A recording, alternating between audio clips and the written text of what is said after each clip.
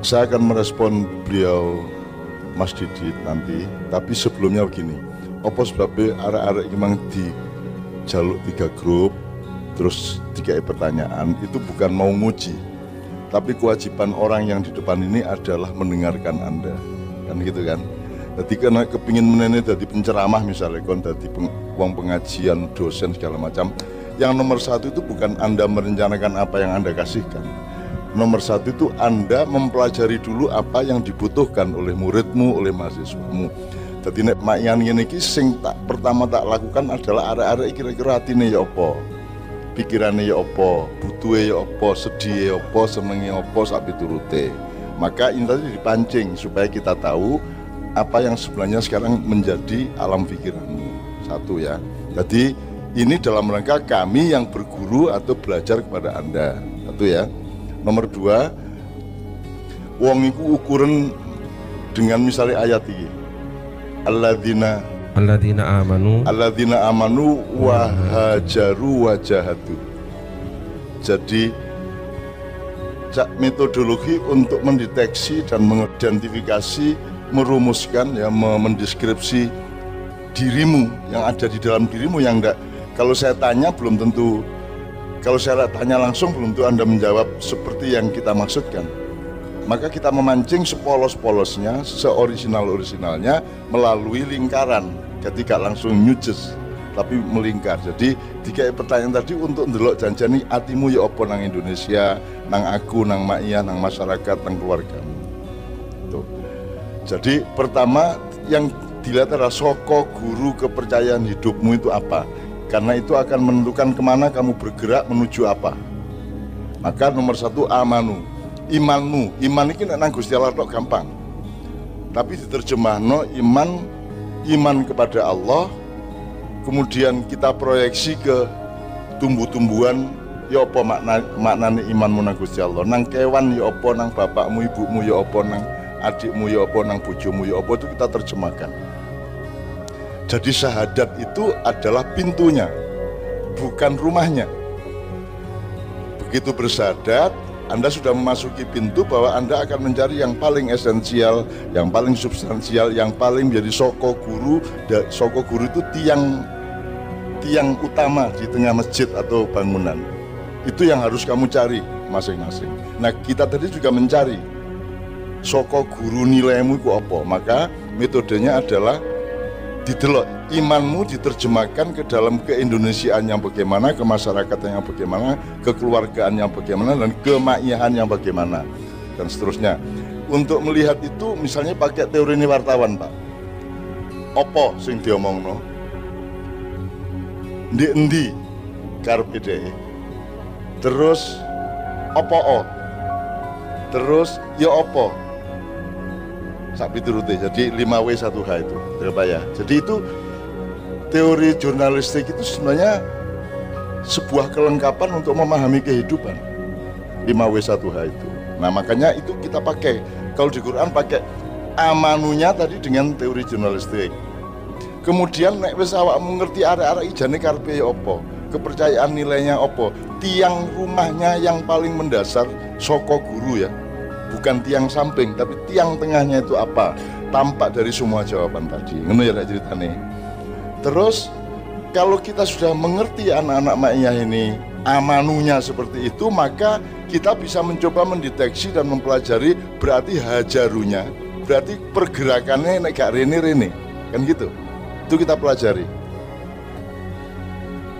Kalau Anda sudah ngerti amanunya teman-teman Maiyah, maka Anda bisa memperkirakan hajarunya kemana. Terus jahadu yang diperjuangkan itu yang paling utama apa, skala prioritasnya apa. Tadi sudah tercermin dari ketiga jawaban. Nah, kita tidak harus menjawab semuanya malam ini. Jadi pertanyaan yang kita ajukan tadi itu sebenarnya pertanyaan untuk hidupmu, tidak hanya untuk Maiyah malam hari ini. Nah, awakmu gak jelas amanune, yo gak jelas hajarune, mari ngono jahadune gak jelas. Akhirnya aku mek kentir rono rene oleh materialisme. Materialisme itu bahasa Arabnya apa Muzamil? Al-Madiyah. Oke. Aku gak takon suka mesti gak tuh, ya. Mesti takonnya Muzamil. Jadi kon ku yo aja ngono, nek takon barang ku yo dipasno nang wonge ya. takon bahasa Arab nang suka ngawur ae kon. Terus ojo ngomong mengenai ilmu sosial dan komunikasi kepada Muzammil wong dek sarungan loh. Hubungannya apa iman? Lha nek maknya iki enak kabeh kok. Ilmu komunikasi dihubungkan sama sarung. Gak relevan tak? Relevan. Dengan sarungan komunikasinya lebih gampang. Iya. Nek kon celonoan leren nyopot sabuk, sarungan kari seret jelek ngono. Jelas metode komunikasi ini jelas. Tadi ojo buat sesuatu se dirasakno. Oh iya ya, kabeh karena bersifat lingkaran kata Pak Muzammil tadi, tidak ada satu titik yang tidak terkait dengan titik yang lain. Itu namanya ilmu. Semakin engkau bisa menemukan antara titik dengan titik, semakin tinggi ilmumu, semakin mendalam ilmumu. Mulai ya. Kiki ngene iki catet tenan wis, iling-ilingen kok meneh berlaku pada hidupmu. Engko kon dagang, kon berumah tangga, kon bersosialisasi di kampung, itu nanti akan berguna ilmu itu. Dan Anda akan menjadi konsultan dari semua orang di kampung Anda. Anda akan jadi pemimpin mereka karena Anda punya kelengkapan lingkaran tadi itu. Karena yang dikenal oleh dunia ini kan kotak-kotak kabeh. Nah, kotak-kotak iki wangel dadi anu situ. Tajam tak wong ono pojoke ono tajam-tajame.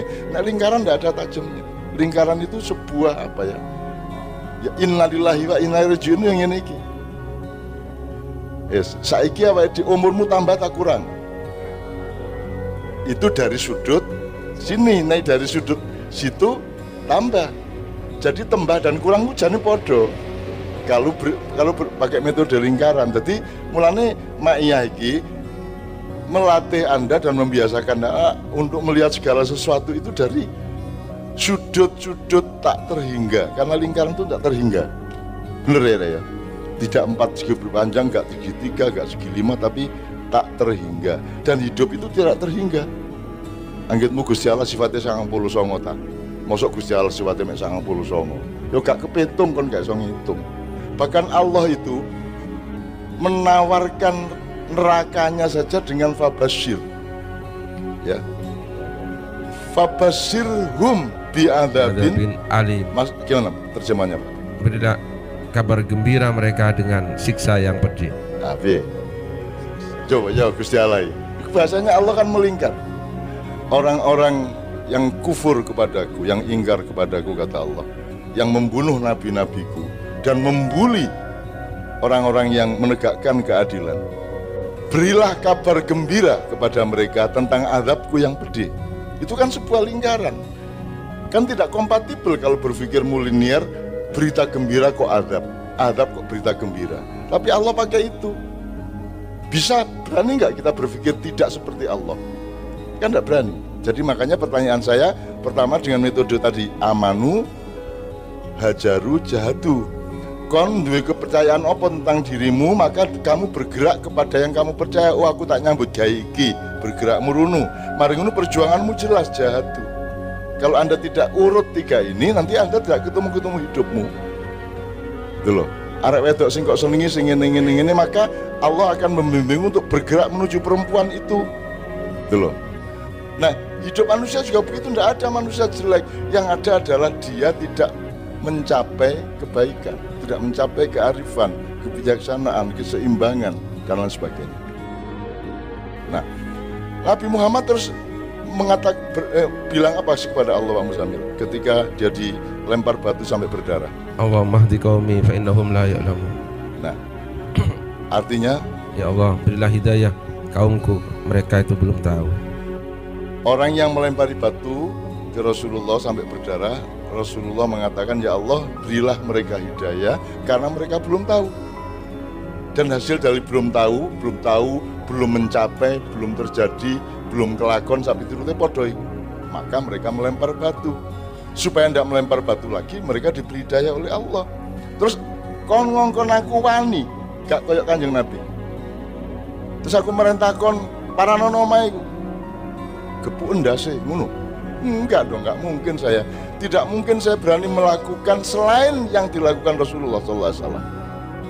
Karena dia kekasih Allah, bukan sekedar Nabi dan Rasul. Dia kekasih Allah nomor 1. Itu ya, itu satu.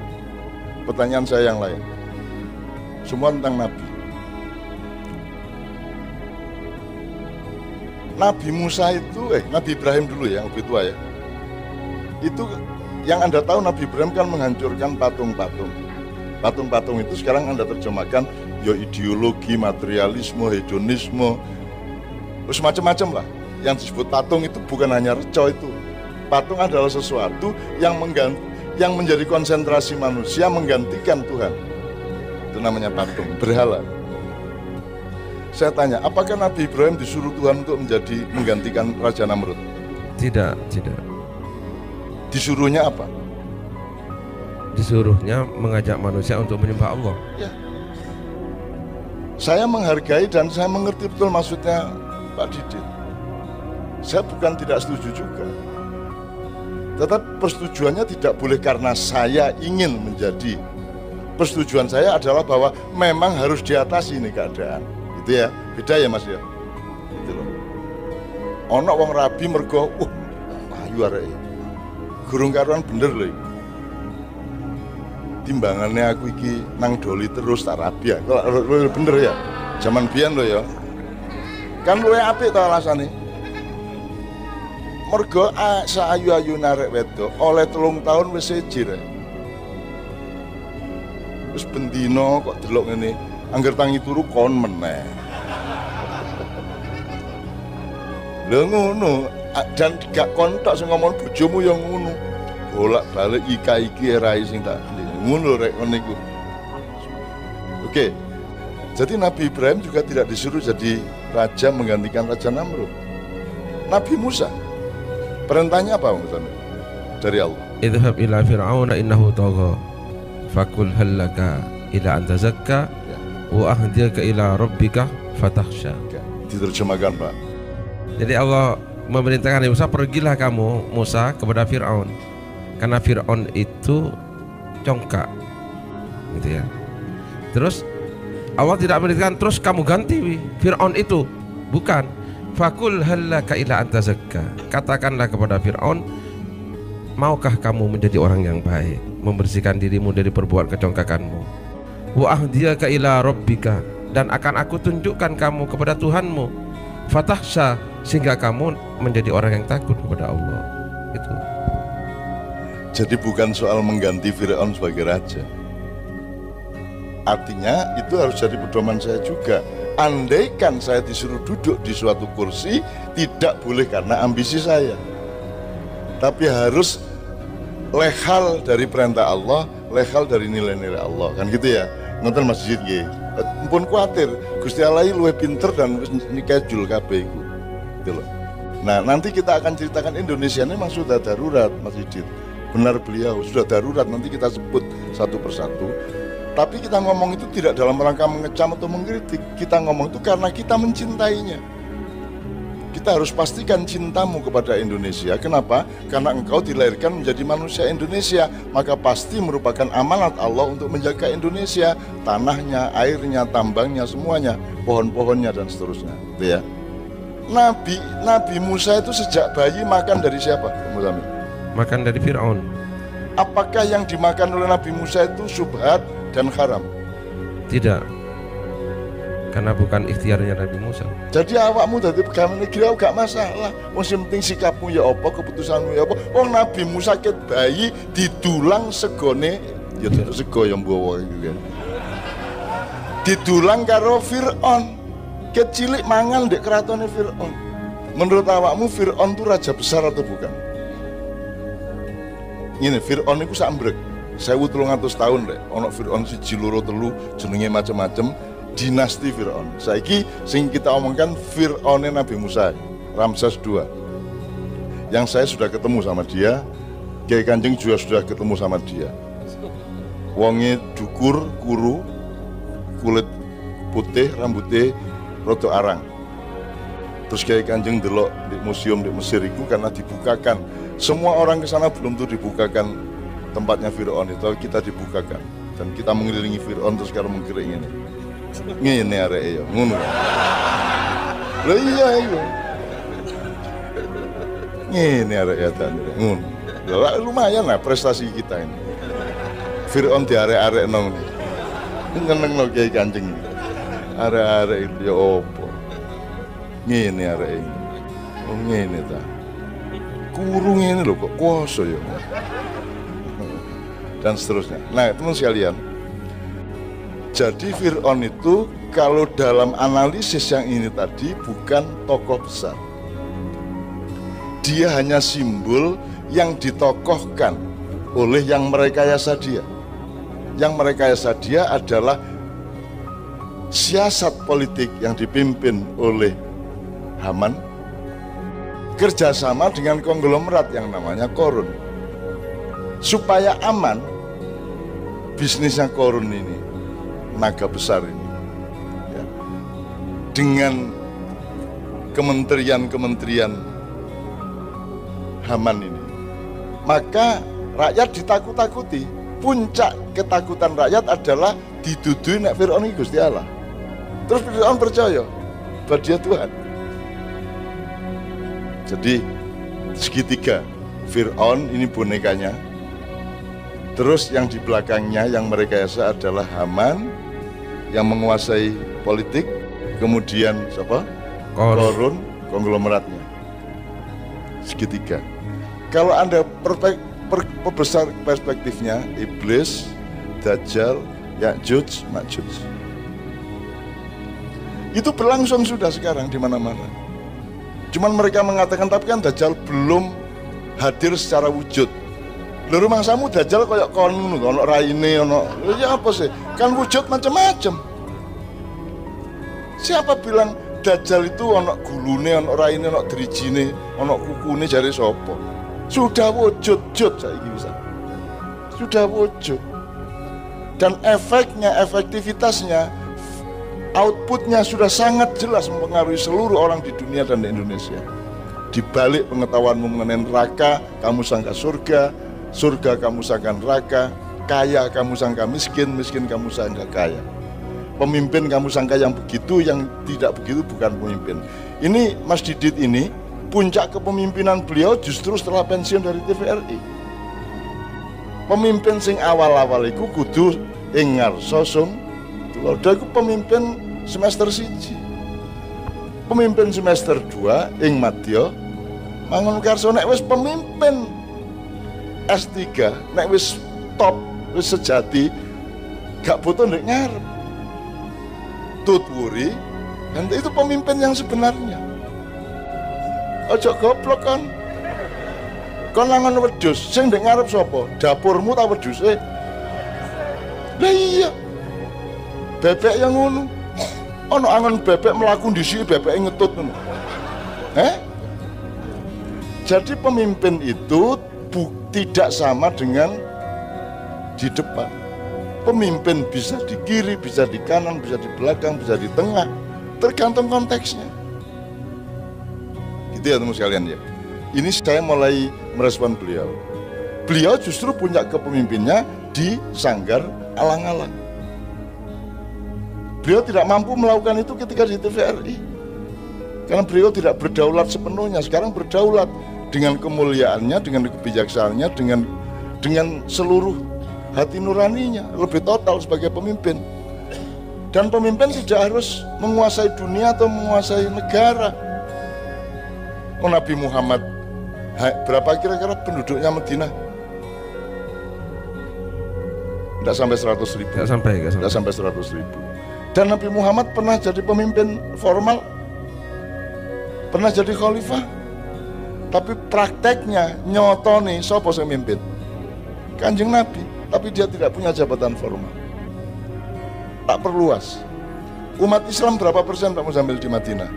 15%. 15%. Ketika hijrah Nabi Muhammad dan para sahabatnya dan umatnya dari Mekah ke Madinah, mereka disebut muhajirin, orang yang berhijrah, orang sing bedol desa, ya nek cara saiki ya.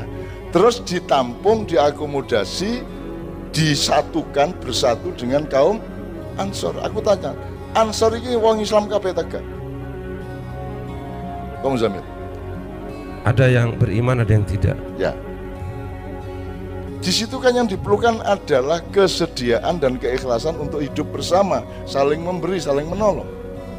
Bukan formalitas agama. Saya tidak mengatakan formalitas agama tidak penting, tapi faktanya seperti itu di Madinah. Dan ada peristiwa di mana Nabi Muhammad dorong Ansor untuk masuk Islam? Tidak. Tidak ada. Yang dilakukan Nabi Muhammad adalah menciptakan tata kehidupan sosial yang baik, yang seimbang.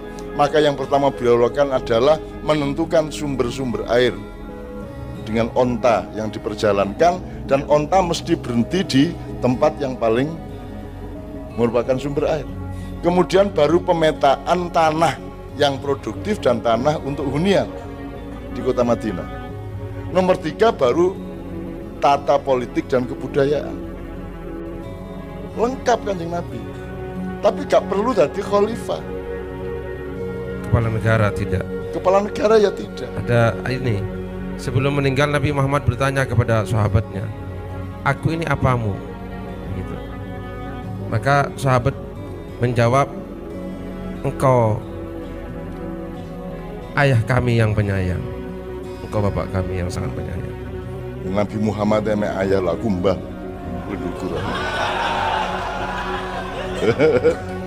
Ya kare aja dianggap aku sombong, gak guyon rek. Nek gak iso guyon aja dadi wong Surabaya ngene. Wong blontang iki ditagih utang malah muring-muring kok. Nagih utang tambah diuring-uring nek ludruk iki. Dan itu hanya cara ludruk, maka Indonesia ini butuh Jawa Timur dengan maintenance dan metode kebudayaan dan manusia jenis Jawa Timur. Maka sebenarnya pusat perubahan Indonesia ada di Jawa Timur. Ya apa? Jawa Timur sudah penduduknya terbesar, yaitu voter terbesar Jawa Timur. Sing iso ngeludruke Indonesia Jawa Timur. Sing gak muring-muring dilolokno nek nganggo cara ludruk kok. Lah ngono sih. Bayangno nek aku ngene iki ndek Jawa Tengah, muring-muring kabeh. Nek kene tak dapur-dapurno gak masalah to awakmu ya. Ya toh? Malah seneng wah aku di dapur-dapurno Cak Nun. Gitu loh teman sekalian ya. Oke. Nah Mas Didit, ini jalan keluarnya harus budaya. Nggak bisa kalau nggak budaya. Cuman kita tidak usil dan kita tidak GR. Saya tidak menawar-nawarkan diri. Nanti akan ada saat di mana kamu mentok dan kamu harus mencari solusinya mau tidak mau. Mungkin tidak lama lagi. Tapi kita tidak menawar-nawarkan diri karena Rasulullah juga mengatakan kepada Abdurrahman, sahabatnya, kamu jangan meminta kekuasaan. Sebab kalau kamu yang minta kekuasaan, Allah tidak ikut campur terhadap pekerjaanmu sebagai penguasa. Maka biarkanlah Allah yang menjadikanmu penguasa atau pemimpin. Maka Allah akan membantumu, memberimu hidayah dan menuntun langkah-langkahmu. Kan begitu kira-kira. Nah, maka sekarang segitiga tadi Mas ya. Sopo Fir'aun, Haman, Qarun. Ini formulasinya kan terjadi di sini. Besok-besok entah makian yang kapan ya. Saya ingin cerita kepada Anda, apa sebabnya kok biyen kedadian perang dunia kedua? Apa sebabnya Korea iso pecah? Iku biyen Amerika ya apa? Iku biyen mau cetung ngomong ya apa ya? Terus Roosevelt ngomong ya apa waktu itu. Terus Indonesia iki sopo sing kate mecah belah Indonesia? Wanita Amerika nek Indonesia pecah. Wanita Cina nek Indonesia pecah. Nek Cina nek Indonesia sak pecah Cina rugi, RRC rugi, Amerika rugi. Wes ta. Jadi Indonesia iki tenang ae kon. Angger kon dadi rakyat sing bener kaya iku mang. Karena rakyat yang baik pasti menghasilkan pemimpin yang baik. Masih kon ndolek pemimpin ya apa nek rakyate jek gurung makyah kaya ngene iki kon mesti oleh pemimpin sing ngono iku. Nek arek-arek kaya ngene iki rakyate dan simpulnya makin banyak, wis tangkuk mesti lahire ya wong ibu, rakyat kan ibunya. Pemimpin kan bayinya. Ngono rek. Dan aku percaya. Dan bagaimana ini Mas Didit, enggak mungkin ini karya saya. Saya bukan pemimpin Ma'iyah. Saya cuma dititipi sejumlah hal oleh Allah. Tapi yang memimpin Allah, yang memimpin Ma'iyah adalah Allah dengan para stafnya. Sopo sing garakno arek-arek iku longgo, gak ngoyo sampai jam 3 esuk. Saene kae, sampai sing nduk mburi-mburi kono ngrungokno. Dan itu dimanapun masih duduk Ma'iyah resmi dengan arek Ma'iyah. Yang terakhir kita kemarin di Pemalang, kemudian di Purwanegara atau Banjarnegara, di daerah Banjarnegara. Masanya ya kira-kira 5 sampai 7 kali lipat dari yang sekarang. Becek jeblok gak ada masalah, bayinya ya dibeberno plastik, dideleh, dan gak ono bayi nangis di maknya, ono tak? Arek cilik, wah mulai mak, gak ono. Terus kepedok aku yang meripatin delok kaya delok apa ngono lho. Kok kenal aku arek iki? Cek bayi ya. Mulai ya, oke.